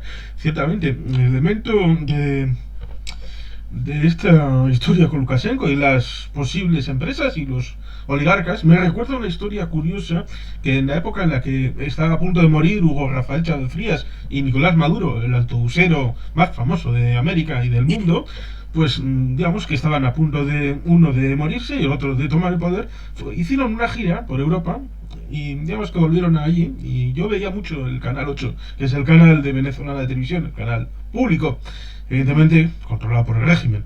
Y dijeron, hemos ido por Europa y tenemos un contrato de una empresa a fabricar tractores. Hemos ido a Minsk, ¿eh? Y cuando uno piensa, hemos hecho un acuerdo comercial con Europa, pues piensa, hemos ido a Bruselas, o hemos ido a Frankfurt, o hemos ido a Roma, a Londres. No, hemos ido a Minsk, ¿eh? El país más importante de Europa. Decía el camarada Chávez. Y dices, hombre, fantástico. Ese es el nivel, ¿eh? El nivel, hombre, para Bielorrusia seguramente fuera importante, con cualquier país, fuera el que fuera, pero hombre, si tratas de vender como país latinoamericano, de que hemos llegado a un acuerdo comercial con Europa, pues lo último que uno piensa, hemos llegado a un acuerdo con Bielorrusia. Pero bueno, estas cosas que tenía Hugo Chávez, ciertamente es interesante porque lo de las sanciones, que también se le ha intentado a Chávez y también se le ha intentado a Maduro, hay un lugar y un momento en el que sí funcionaron más o menos, aunque no directamente, y es la Argentina de la dictadura de Galtieri, en donde no técnicamente funcionaron de manera directa, sino les pusieron unas sanciones a los bienes suntuarios que no podían ser importados por Argentina. Eso hizo tiempo a una desafección y cuando llega el intento de giro por Galtieri de tomar las Malvinas como elemento de bandera para establecer la idea de uniros todos al régimen, que vamos a recuperar el territorio que nos falta para la soberanía nacional, estaban más interesados en tener un bolsito de Gucci o un coche Volkswagen o una bebida espirituosa de un determinado tipo, digamos que la idea de secundar ir a la guerra, ir a Malvinas a matarse, preferían eso, digamos que por despegue respecto a la realidad fue efectivo porque los argentinos no se dejaron engañar porque tenían la idea esa de este régimen nos ha impedido tener estos bienes suntuarios que tan gratos nos hacían la vida. Lo cual evidentemente es un giro un tanto surrealista, pero bueno, las cosas en la vida pues a veces tienen estos vericuetos sorprendentes. Lo mismo que evidentemente el hecho de en Ucrania hay combatientes bielorrusos actualmente. Y parece que Claro, claro, en Ucrania hay, bueno, no sé el término exacto, hay una unidad bastante grande. Al principio era un batallón y ahora no sé si el siguiente es una tropa o algo así. Es una tropa, ¿no? Más grande que el batallón. Sí, sí, sí, regimiento. se ha formado y hay mucha gente y entre ellos hay personas cuyas historias supimos a través de las represiones de 2020. Había un muchacho que en ese momento era menor, Timur se llama, el apellido no se supo, no salió en los materiales. Yo lo sé porque traduje personalmente el artículo, ¿no? Dentro de un proyecto que tenemos, ¿no? Voluntario, en el que traducimos noticias al español y bueno, y a otros varios idiomas, creo que son 5 ahora mismo los idiomas que maneja el sitio. Y bueno, pues era un muchacho que recibió una paliza enorme, que estuvo un montón de años, de meses, perdón, sí, esperando juicios en un correccional de menores, que aquello es como una cárcel, pues eso tenía 16, 17 años. Y bueno, y ahora pues ha cumplido los 18 y se ha unido a este ejército, pues, a esta facción, perdón, del ejército ucraniano que está llena de bielorrusos. También hay un pequeño grupo de rusos, ¿no? Que luchan por la Rusia libre. Lo que no aparece mucho en las noticias y no sé exactamente qué tipo de misiones se les confía, ¿verdad?, dentro del ejército ucraniano, porque claro, la dinámica es más compleja, ¿no? Por mucho que se diga a veces, no, que es que desde el territorio de Belarus hay cohetes y tal, pero en Ucrania se sabe, si no siempre emocionalmente, intelectualmente sí, que los belarusos son también víctimas, ¿no?, pues de las represiones y ahora que están pues básicamente ocupados por Rusia, aunque nominalmente tengan su estado independiente, ¿no?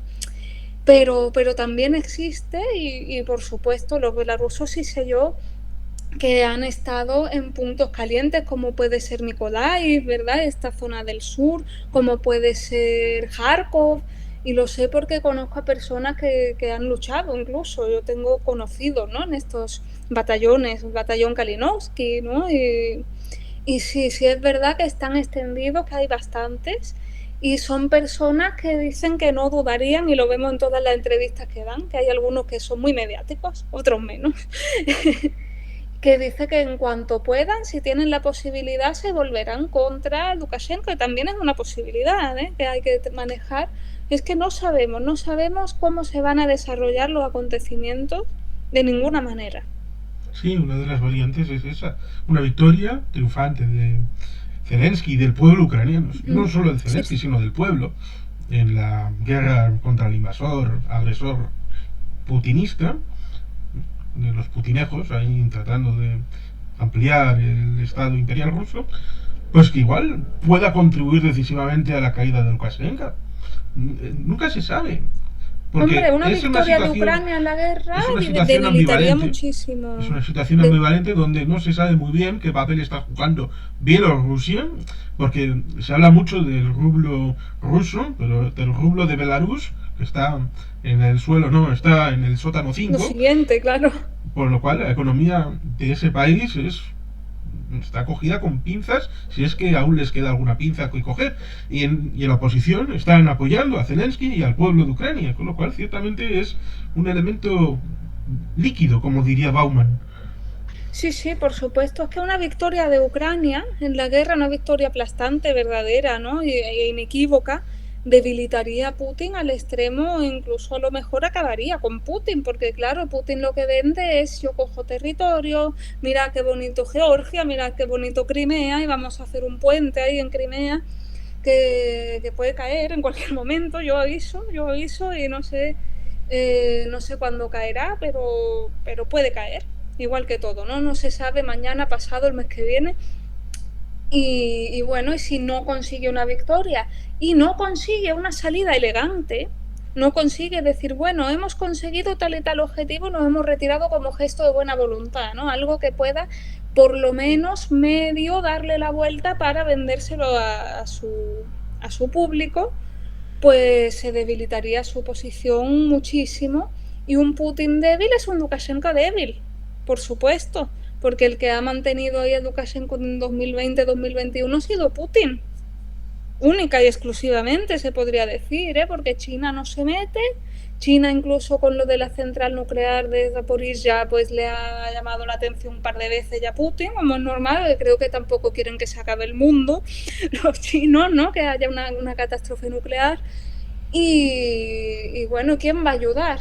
Uno va a ayudar a Eritrea, ¿no? Yo con todo el respeto a Eritrea, Sí, pero no tienen potencial militar económico, ni sí, no precisamente puede. es un elemento interesante cuando se produjeron.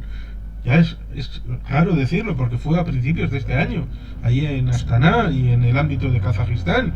Ahora parece muy lejano cuando se levantaron contra Tokayev, aunque había ese tema de los clanes entre Nazarbayev y el antiguo clan que en principio se había retirado, pero quería dirigirla entre bambalinas, desde un puesto un poco secundario, pero aquí estoy yo para seguir manejando los hilos y te pongo a este, es un poco tonto, ahí dice lo Tokayev, aquí a mandar, pero en el fondo yo ¿no? Nazarbayev soy el que aquí maneja el cotarro y controla la transición.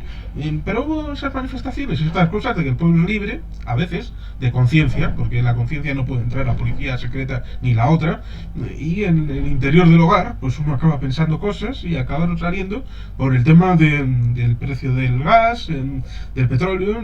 Hicieron una jugarreta un poco como la de febrero del año 89, en tiempos de Carlos Andrés Pérez, que le dio razón del caracazo. Estas cosas que lo lanzas como que el pueblo no va a hacer nada y a veces el pueblo te responde mal. Y en ese momento Tokayev pues, hizo uso de Rusia. Giró la cabeza, miró a Putin y dijo: Vladimir, ven un poquito, ven a echarme una mano. El problema es que si Putin tiene ese problema, ¿a quién gira la cabeza y a quién mira? No tiene a nadie. Claro. Él es, No él es, tiene la, nadie como... él es la mirada a la que ven otros, pero él no tiene a nadie a quien mirar.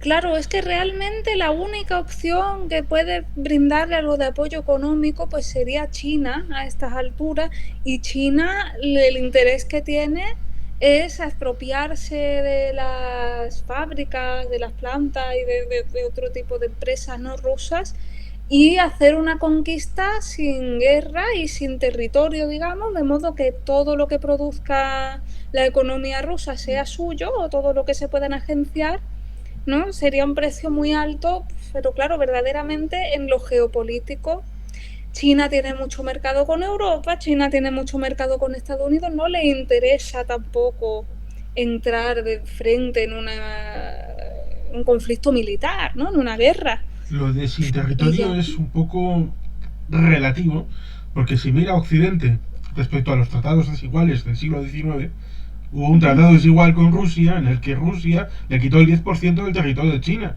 del Amur para allá, en la zona de Vladivostok, de todas estas ciudades que antes eran chinas. Con lo cual, yo andaría con cuidado con los chinos. no, no, sí, sí, los chinos yo andaría con mucho cuidado porque ellos, bueno, yo no entiendo mucho, ¿no? Aquí ya es Sí, es. un...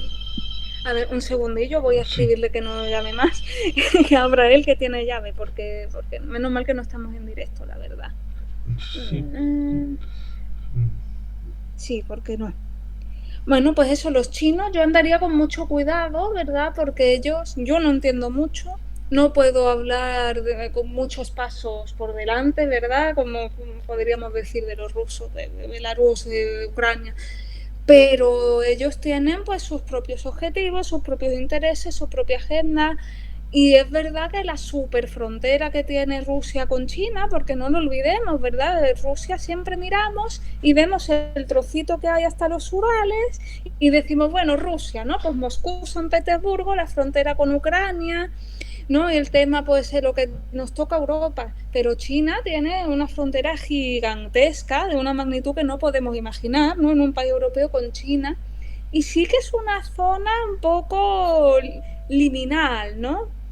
Es una zona un poquito que no sabemos muy bien por dónde sale, porque los rusos se aventuran a China para hacer compras, los chinos abren restaurantes y tiendas con nombres rusos para atraer a esta clientela medio turística, y bueno, pues verdaderamente es una zona que en cualquier momento, si no hay nadie guardándola, los chinos, para mí, puede ser, puede ser, puede ser. ¿Y a quién mira Rusia? ¿A quién se dirige? ¿A quién apela? Pues no sabemos. Porque no sé, la OTAN no ha entrado para defender a Ucrania, no va a entrar para defender a Rusia, lógicamente.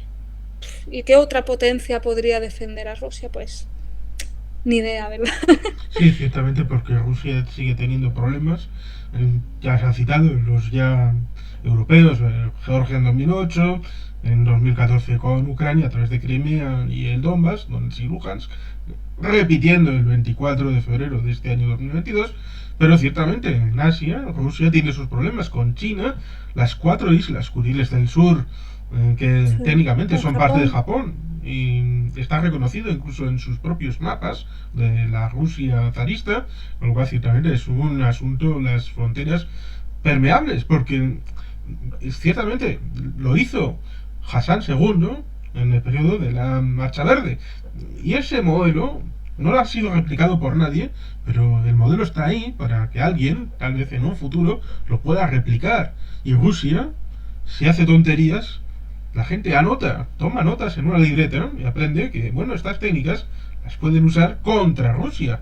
Y eso puede ser China o cualquier otro, el que desde el ámbito oriental pues acabe haciéndole el ojo por ojo, diente por diente. Hombre, yo creo que la gente está tomando notas ya, porque desde que Putin ha demostrado que su ejército es mediocre, porque indudablemente será muy bueno los ucranianos, pero de Rusia se rumoreaba que era el segundo ejército más potente del mundo. Yo creo que no, Sí, porque es curioso porque eso también se decía de que el ejército iraquí, en el año 1990, era el tercer ejército del mundo. también, ¿no? No, pues ahora se construirá quizá una leyenda sobre los ucranianos como se hizo con los chechenos, ¿no? Que eran grandes guerreros, estaban dispuestos a todo, los ucranianos también, pues no son los rusos que son mediocres, ¿no? Son todos los demás que son fortísimos. Pero bueno, yo ya estaría tomando nota porque, claro, yo creo que tenía más peso la amenaza de Rusia, el concepto de Rusia asociado con el gran imperio que era la Unión Soviética y antes incluso el imperio zarista, ¿no? El hecho de tener armas nucleares. Pero claro, las armas nucleares son una pistola de una bala. Una vez se ha disparado, ya no hay vuelta atrás y ya es la última baza, está gastada, ¿no? Y a lo mejor es que se acaba el mundo, ¿no? Es la mutua destrucción, ¿no? La garantía. Eso no se puede usar y el ejército es malísimo, pues, hombre, es que en cualquier momento, desde donde no nos lo esperamos, que es que eso en Europa ahora, digamos, hace poco, pero se olvida muy rápido. Estamos acostumbrados a unas fronteras muy fijas, ¿verdad? Muy permanentes, a una estabilidad dentro de la Unión Europea, que no es la realidad en el resto del mundo necesariamente. Y entonces tenemos que tener en cuenta la volatilidad pues, de otras regiones que no son iguales a la nuestra. Somos a lo mejor en pensamiento, yo me incluyo, eurocentristas y a veces hay que ponerse pues, en el lugar de los otros países que se rigen tanto por otra filosofía como que tienen otra historia y otras normas, ¿no? Así que bueno, un segundito, voy a abrir porque no funciona el candado, dice. Un Sí, segundillo, vuelvo inmediatamente. sí, ciertamente es un elemento interesante. Jade la oportunidad de ser humanitaria. El servicio es importante, el compañerismo, el ser buena persona. Y ciertamente el elemento de las fronteras es un elemento que tiene que darse una vuelta, a pesar de que el marco eurocéntrico pueda tener una realidad.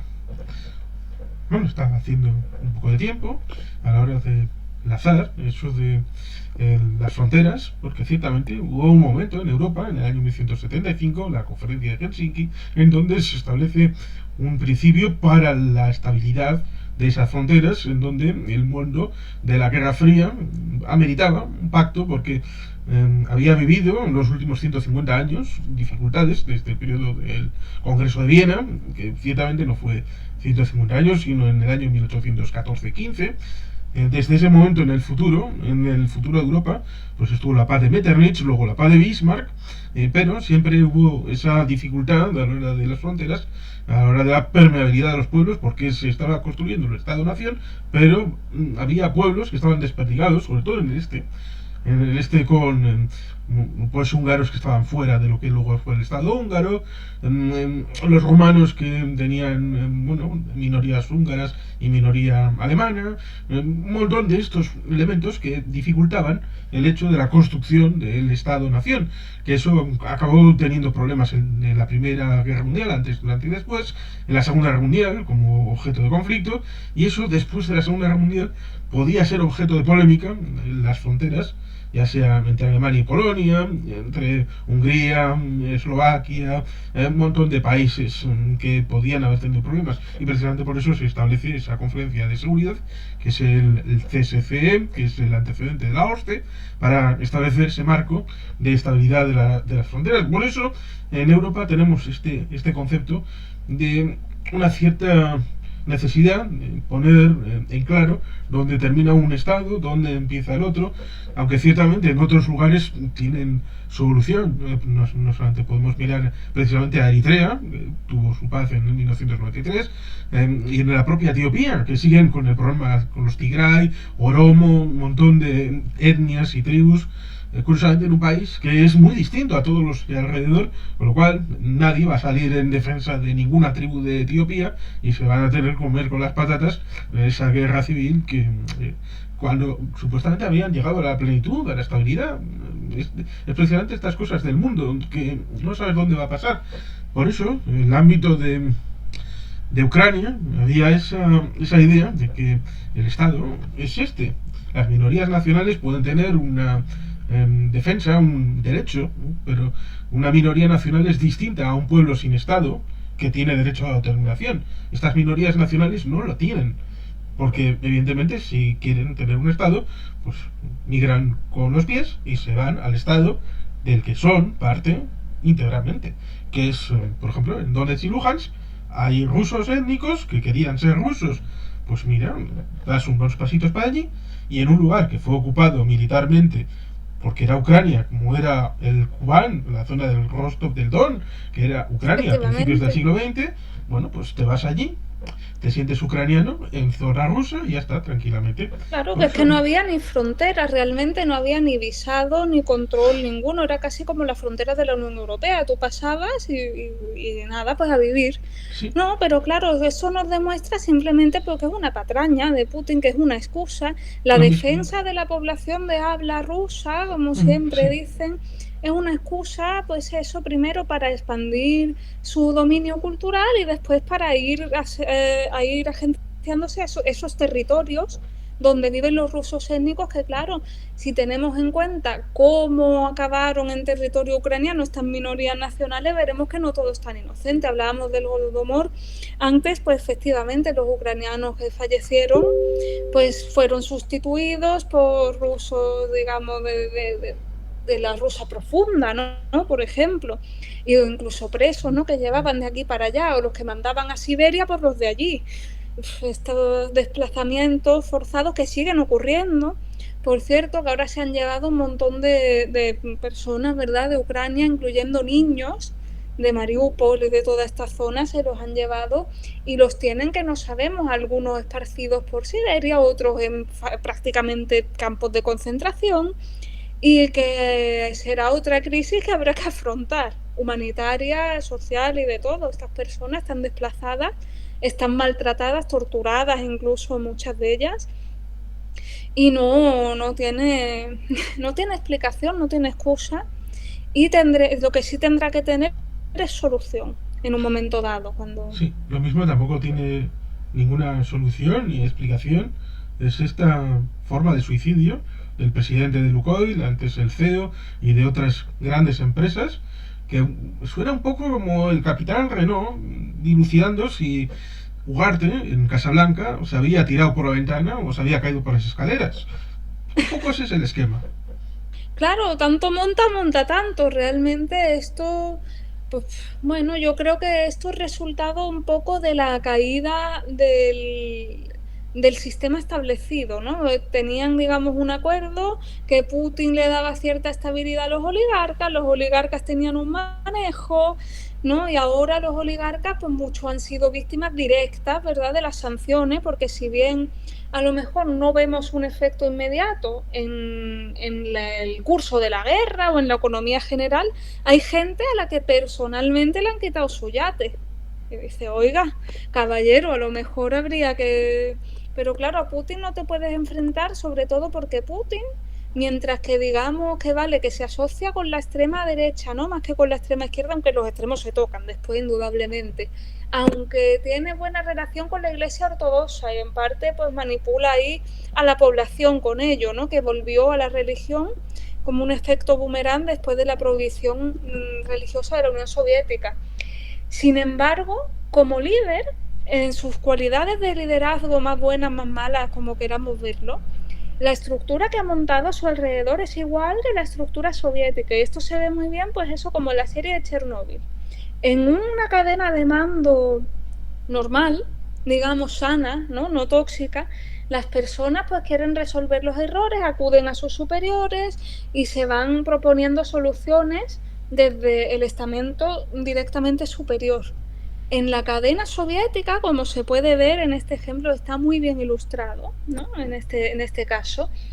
Nadie quiere que su jefe directo se entere de que la ha fastidiado en un momento determinado.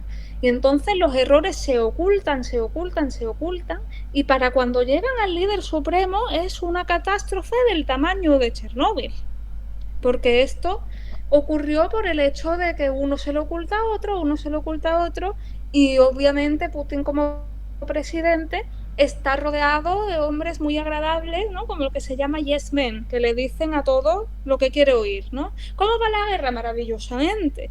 ¿Cómo vamos ganando? ¿Quién ha muerto? Nadie, nadie, nada más que mueren ucranianos. Nosotros no tenemos ni una pérdida. Eso fue su discurso y medio mínimo. Ninguna pérdida reconocían. Y todo perfecto, todo de acuerdo al plan, Kiev en 3 días, tomamos, ¿no? Ucrania no va a existir como Estado, pero la realidad no refleja esto. Y lo peor es que Putin no lo sabe. Casi con toda seguridad Putin no tiene una imagen delante de lo que está ocurriendo realmente. No sabemos qué le muestran ahora mismo, porque lo de ni una pérdida yo creo que ni Putin se lo va a creer ya, pero la realidad tampoco la ve. Es interesante porque precisamente es el problema que tuvieron Valery Legasov y Servina a la hora de establecer relación con la realidad en esa serie y en la realidad, evidentemente, en donde no estaba Homiuk, aunque enlaza un montón de biografías de científicos que, en base al principio de veracidad, al principio del método científico, chocó con la visión ideológica dogmática que querían imponerles de esto es así, A, B y C, y de aquí no sales, pero bueno, pero es que yo veo grafito en el suelo fuera de la central, y el grafito es algo que está dentro del reactor. ¿Cómo es que ha salido de dentro del reactor y está en la calle, de fuera de la central? Es algo que evidentemente chocaba con la verdad oficial, y evidentemente eso probablemente es lo que está pasando con un país en el que ha muerto la Dugina, la niñita de papá. A veces creo que en Sí, realidad querían matar a papá, pero luego hubo un cambio de coche y fue papá el que no quiso ir o tenía otro plan, metió a la hija, que son nacional bolcheviques, es decir, nacional socialistas, nazis, cosa que les acerca sí, más al concepto de Tito Adolfo que a la Rusia bolchevique de Tito Stalin. A pesar de hombre, que cualquier efectivamente. dictadura es igualmente condenable. Y por eso tenemos el 23 de agosto como día de la condena de los crímenes del nazismo y del estalinismo. Y del estalinismo, efectivamente. Y bueno, y aquí podemos volver elegantemente, que esté mal que lo diga yo, a Gorbachev, ¿no? Porque en 1986, pues la central estalla el 26 de abril, ¿verdad? Y el 1 de mayo, Día del Trabajo, fiesta grandiosa de los comunistas, Gorbachev sabiendo ya bastante, ¿no? De lo que se hacía, porque yo creo que para ese momento, o por lo menos que en esa zona, en esa ciudad no se debía, azuza no solo a que la gente haga su vida normal, sino a un desfile masivo para celebrar el día 1 de mayo, que luego se llamó el desfile de la muerte. Me mandó a esa gente a morir para hacer ver lo bien que estaba todo. Esto era una estrategia para mostrar, mirad, todos hemos salido al desfile, hemos celebrado la gran fiesta del comunismo, no ha pasado nada. Pues eso de que no ha pasado nada, totalmente falso, ¿no? Las consecuencias que tuvo fueron nefastas, y si bien es muy probable que Gorbachev no supiera el nivel al que iba a llegar, ¿verdad? La magnitud de la catástrofe, sí es lo más probable, incluso casi seguro, que supiera que dentro de lo que es esa ciudad, al menos había que guardar precauciones, porque las pruebas científicas pues estaban ahí, ¿no? Y claro, los pobres ciudadanos pues no lo supieron hasta que no se vieron infestados pues de cáncer, de quemaduras nucleares y de todos esos males que se han podido ver, que se puede leer en el libro de Svetlana Alexievich, ¿verdad? Voces de Chernóbil, brillantemente traducido al castellano, por ejemplo, Ganadora del Premio Nobel de Literatura. que es bielorrusa, ¿no? Ella es de Belarus, pero bueno, es una persona que viene de la realidad soviética, ¿no? De la Belarus soviética, y escribe sobre problemas que afectan a los pueblos soviéticos y postsoviéticos en su totalidad. Muy recomendable, como es premio Nobel, pues está traducida ampliamente y se puede acceder, ¿verdad?, a sus libros. Sí, la Dugina, la hija de Dugin, con esa idea del presunto eurasianismo y estas doctrinas mesiánicas de las que se ha aprovechado algo el Kremlin. ¿Qué tienes que comentar de su muerte y de todo Bueno, el yo tengo impacto que que... comentar que, por supuesto, como seres humanos no debemos, ¿verdad?, alegrarnos o mostrar jolgorio por la muerte de nadie, pero sí debo decir que tampoco creo en eso de no hablar mal de los muertos. La muerte no hace que las personas se vuelvan buenas tampoco.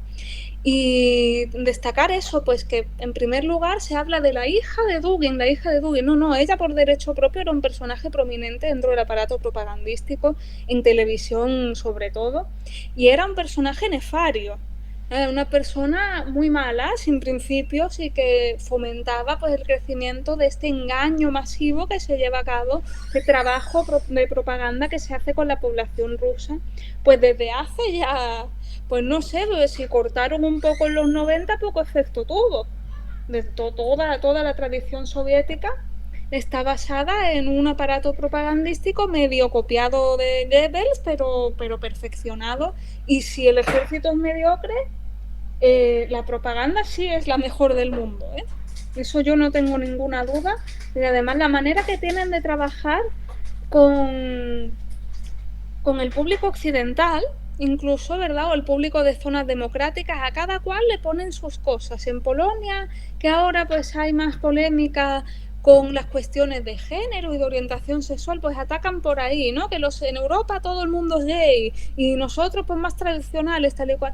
En España, Russia Today en lo que se basa es en la idea de hacer frente a Estados Unidos, y en que no, porque vosotros no veis la propaganda occidental, vosotros, nuestro público, sois un grupo de intelectuales selecto, ¿verdad?, en España, que no os tragáis lo primero que os dicen, os veis a nosotros, ¿no? Y entonces ellos, pues a cada país le buscan su entrada, digamos, y su método para llegarle al corazoncito a la población. Es impresionante cómo tratan a cada uno de los públicos meta, ¿no?, que se plantean, que tienen, y por eso mucha gente se quejó cuando se prohibió en muchos países de Europa Russia Today y otros medios parecidos. Dice, no, porque es que, claro, en España tenemos esa idea que hay que mostrar los dos lados, que hay que escuchar qué dice uno y qué dice otro, que hay que tener democracia, y sí, pero no hay que subestimar el poder de persuasión manipulativa que tiene la propaganda rusa. Y entonces, claro, si uno dice que llueve y otro no, vale, se pueden mostrar las dos opiniones, o podemos ir a mirar por la ventana, porque en este caso está muy claro que es una invasión, ¿verdad?, que se da de Rusia a Ucrania, que a Rusia ni la expansión de la OTAN, ni los ucranianos hablando en ucraniano, qué atrevimiento, ¿verdad?, ni nadie le había tocado un pelo de nunca, y que ellos son los que van a buscar estos territorios, a buscar esta guerra para su población inclusivamente, porque claro, el imperio se mantiene dando sangre al pueblo y dándole este espectáculo y este orgullo de ser miembro de un país grande que va en aumento, ¿no?, el más grande del mundo.